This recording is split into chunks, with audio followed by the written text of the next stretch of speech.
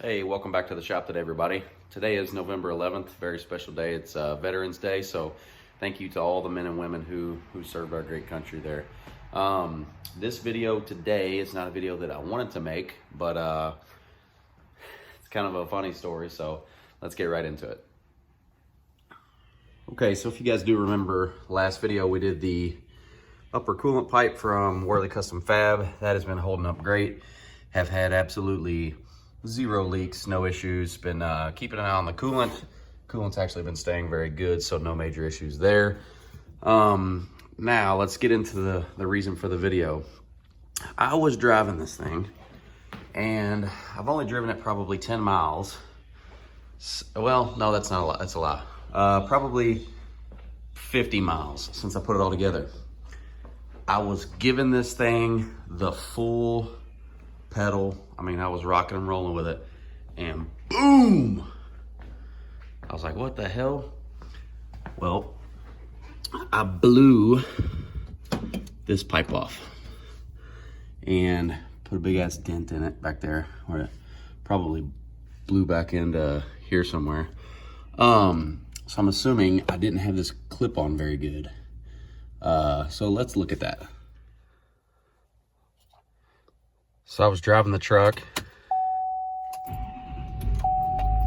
gave it all of the go. Boom! Then I got this message.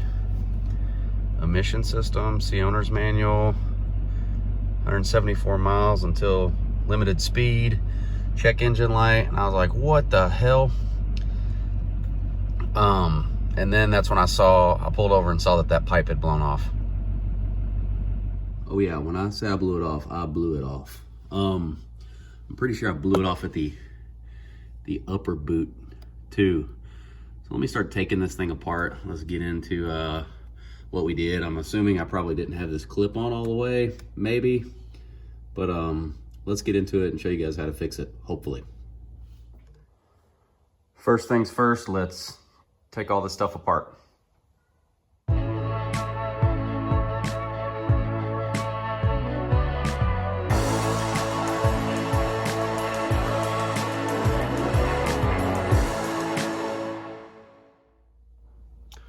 Okay, you can see a couple things. Number one, blown completely off at the Y bridge.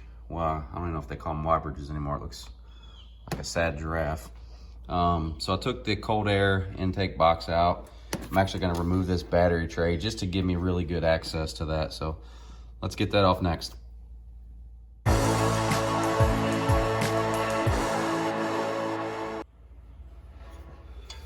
Okay, got the bottom of the airbox tray out.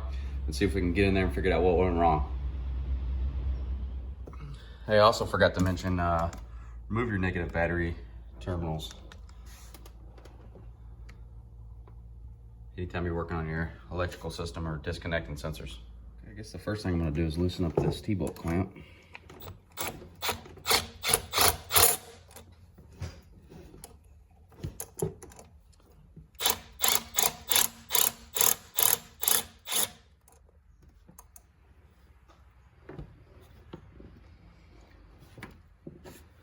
Probably gonna clean around here first before I put that boot back on.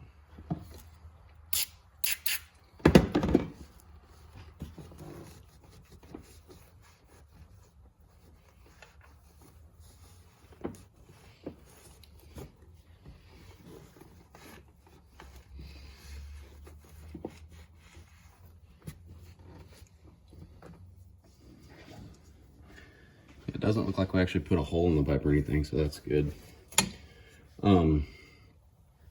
So this clip, the pain in the ass clip I was telling you guys about, that's the clip that I guess I didn't have fully engaged. It has to sit in there fully, and it seems like I didn't have it all the way in there. Doesn't look to be any, issues with the intercooler. All that looks to be intact. So I'm gonna clean that up too, and we'll see if we can get this pipe back on. So it's a really difficult little place to get in there and film. I've taped a flashlight up here to try to put a spotlight on it for you guys so you can see, but I'm gonna be trying to attaching it. Now there's a little detent here that I didn't see the first time I put it on. I don't know if that's to hold the clip while you get it aligned and then pop it into place. Not 100% sure, but we're gonna try to. Not sure how well I can even get in here for you guys to see.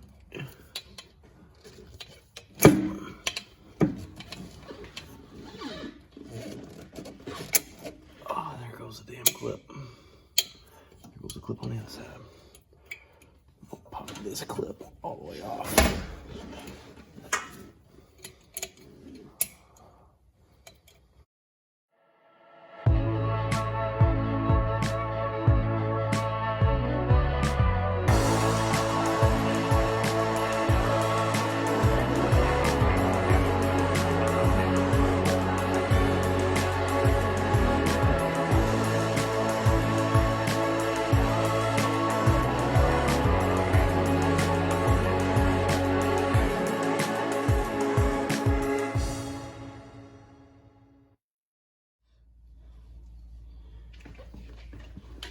Okay, so I got the pipe on.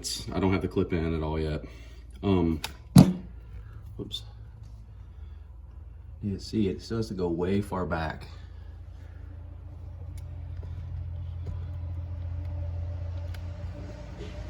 So it has to go really far back on there. This clip. I don't know if you can slide it on after if this is a mistake. Probably a mistake.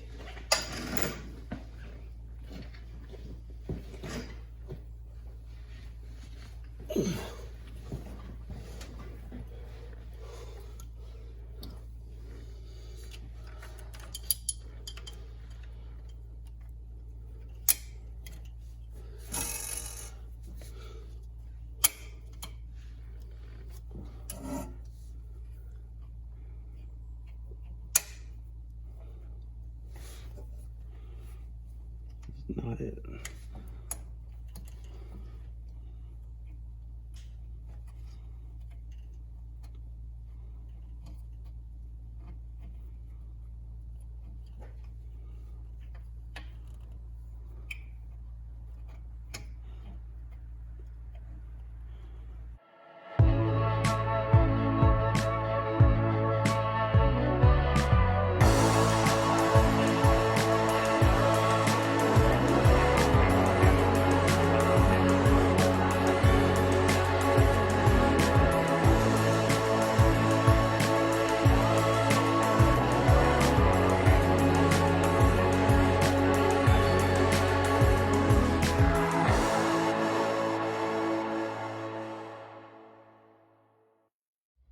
Okay, ladies and gentlemen, I did, whoops, get those clips in there. Fully seated, I believe. And it was a pain in the ass. Let me show you what I did to push the pipe far enough forward to get them on there. Okay, I'm sure this is definitely not a preferred method, but sometimes you just gotta figure shit out. So, in order to push this pipe up far enough, I mean, I tried, I don't know if it just, I don't know. I just wasn't getting it for whatever reason. And also, if you ever broke down on the side of the road and your, you know, cold side pipe blows off, you could probably do this too. There's a notch in the frame right up here.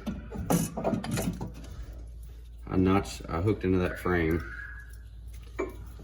and I wrapped this ratchet strap around this pipe. Now, I know this looks kind of crazy. Like I said, this is not a permanent fix or not a, you know, anything like that. But I ratcheted it down just like that, far enough where it drove the pipe into the intercooler really good and tight. And then I actually got those to click. And if you did ever have a problem where those clips fail or something and you're stuck on the side of the road and you got a ratchet strap, you could probably get up in there, ratchet it, tie it off real good where none of this gets into your fan, and be able to make that work to get you home instead of being stuck on the side of the road. So that's what I did. Like I said, I know it's probably not the preferred method, but I didn't know how else to do it, but it worked for me. So I believe that's in there. Let's get the boots up top tight. Okay, I forgot to press record here, but we did get this top boot tight. Our sensor, you're gonna wanna make sure you plug that sensor back in. Hopefully this doesn't happen to you, but just wanna make sure you get that sensor plugged back in. I did zip tie it to this existing loom here.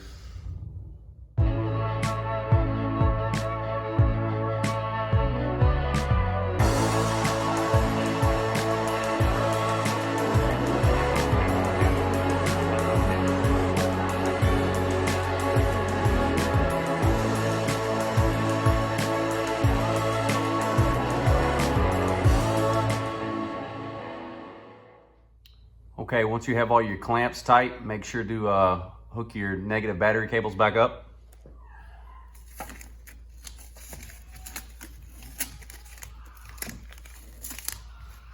I just put the tape on there to kind of hold it out of the way.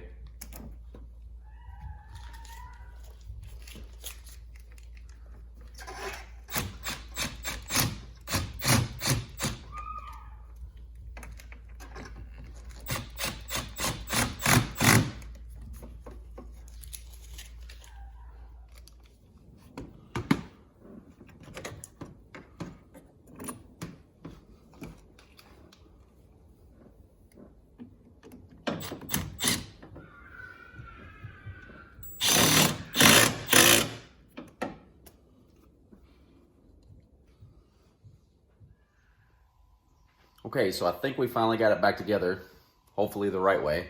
So let's go test drive it, make sure it's good to go. Okay, so we did get it back together. I did just take it for a drive. Didn't really have a good way to film that. It did not pop off. Everything stayed on just as it should. Came back, checked it out really good. I can get the camera in there. Maybe not.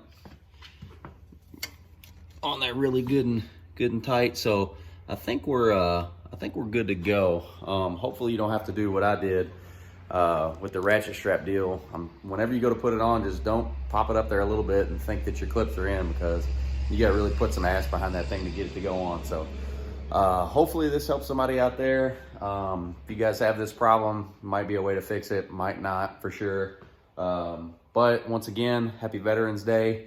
Thank you to all the men and women who served for this awesome country. So if you guys have any questions, comments, make sure to hit that like button. Check me out on Instagram at scottlink_L5P. And until next time, thanks for watching. Appreciate it. Take care. Oh yeah, one more thing. I did drive it, like I said, about, that emissions warning stayed up, and it said your speed will be reduced in 150 miles or whatever it is to 65 miles an hour. After driving it for about a mile, that did go away. So I checked, I don't have any engine lights. I checked everything here on the iDash, no codes or anything were thrown. So I think we're good to go.